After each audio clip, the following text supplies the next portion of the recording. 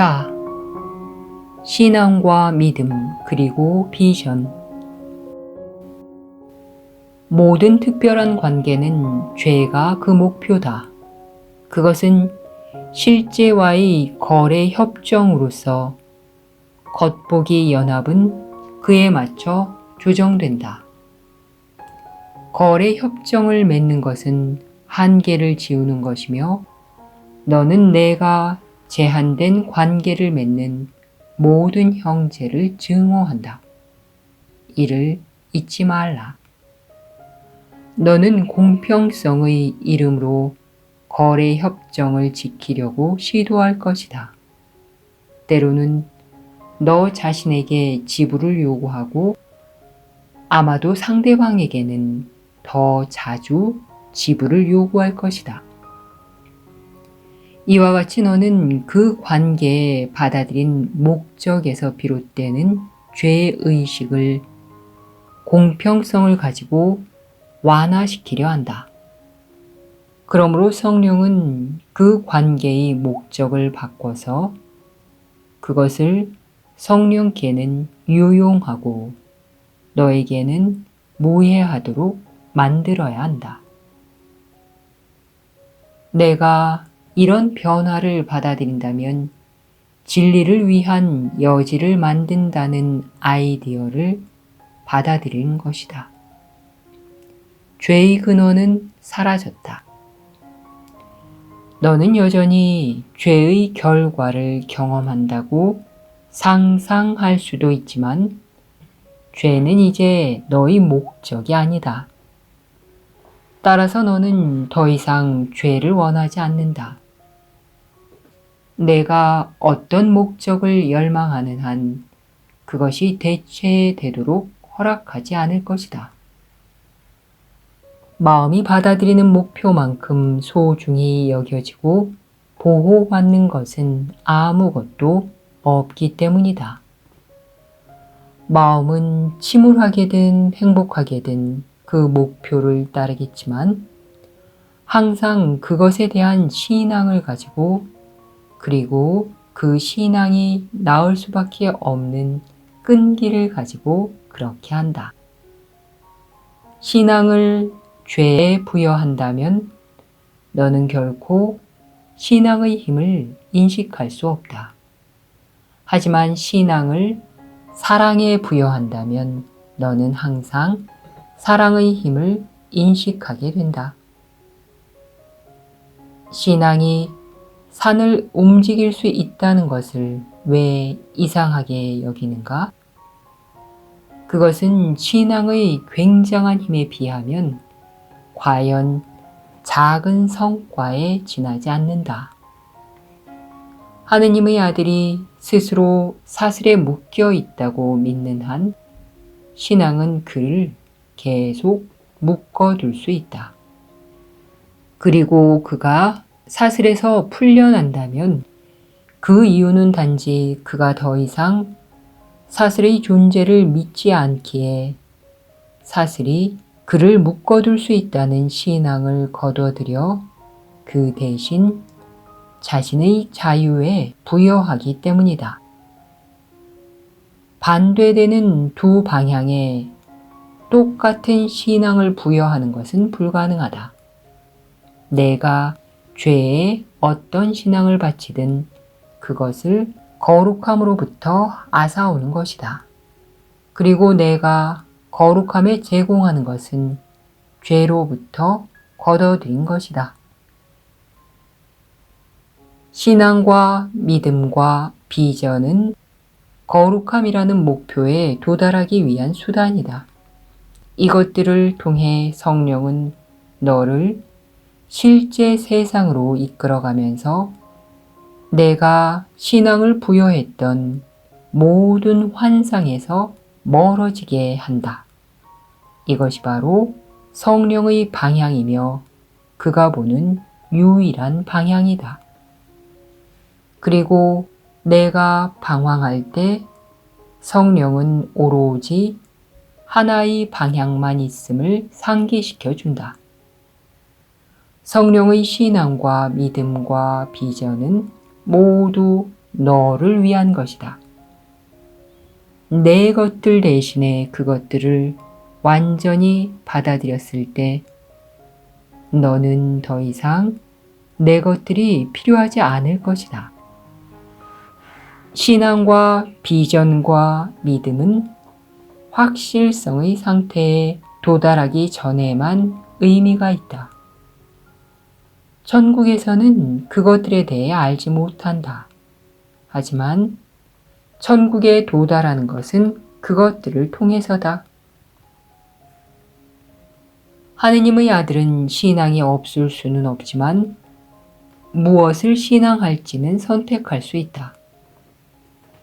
신앙 없음은 신앙이 없는 것이 아니라 단지 무를 신앙하는 것이다. 환상에게 부여된 신앙에도 힘이 없지 않으니 하느님의 아들은 바로 그 신앙에 의해 자신에게 힘이 없다고 믿기 때문이다. 따라서 그는 자신에게는 과연 신앙이 없지만 자신에 대한 환상을 신앙하는 것에 있어서는 강력하다. 너는 신앙과 지각 그리고 믿음을 확실성을 잃고 죄를 찾기 위한 수단으로 만들어버렸다. 이런 미친 방향이 너의 선택이었다. 그리고 내가 선택한 것에 대한 신앙을 가지고 너는 내가 열망한 것을 만들었다. 내가 죄를 찾으려고 사용했던 그 모든 수단에 대해 성령은 어떤 용도를 갖고 있다. 성령이 사용하면 그것들은 죄에서 멀어지게 이끈다. 성령의 목적은 반대 방향에 놓여 있기 때문이다. 성령은 내가 사용하는 수단을 보지만 내가 그 수단을 만든 목적은 보지 않는다. 성령은 그것을 내게서 빼앗지 않을 것이다. 왜냐하면 성령은 그것에서 그가 너를 위해 뜻하는 것을 이루기 위한 수단으로서의 가치를 보기 때문이다. 너는 내 형제들 가운데서 선택하고 그들과 함께 죄를 추구하려고 지각을 만들었다. 성령은 지각을 볼 때 거룩한 관계의 비전이 내가 보기를 원하는 모든 것임을 가르쳐 주기 위한 수단으로서 본다. 그러면 너는 너의 신앙을 거룩함에 부여할 것이며 너의 열망으로 인해 거룩함을 열망하고 믿을 것이다. 이제 신앙과 믿음은 비전에 배속된다. 이것은 한때 죄를 섬기던 그 모든 수단이 이제는 그 방향을 거룩함 쪽으로 바꾸는 것과 마찬가지다. 내가 죄라고 생각하는 것은 제한이다. 그리고 너는 내가 몸에 제한하려 하는 자를 두려워하며 따라서 그를 증오한다. 너는 그를 용서하기를 거부하면서 몸이라고 선고하려 한다. 왜냐하면 너는 죄를 위한 수단을 소중히 여기기 때문이다. 따라서 몸은 너의 신앙과 믿음을 얻고 있다. 그러나 거룩함은 너희 형제를 자유롭게 풀어주어 증상이 아닌 증상의 근원에서 두려움을 제거함으로써 증오를 제거할 것이다. 형제들을 몸에서 자유롭게 풀어주려는 자들은 그 어떤 두려움도 가질 수 없다. 그들은 모든 제한이 제거되도록 허용하겠다고 선택함으로써 죄를 위한 수단을 포기했다.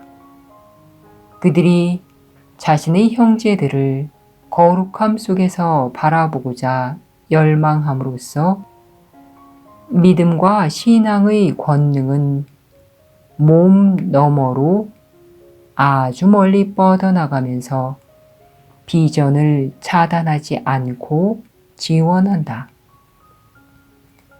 그러나 그들은 먼저 자신의 신앙으로 인해 세상에 대한 이해가 얼마나 제한되었는지 인식하기로 선택하고서 다른 관점이 주어지면 신앙의 권능을 다른 곳에 부여하겠다고 열망했다.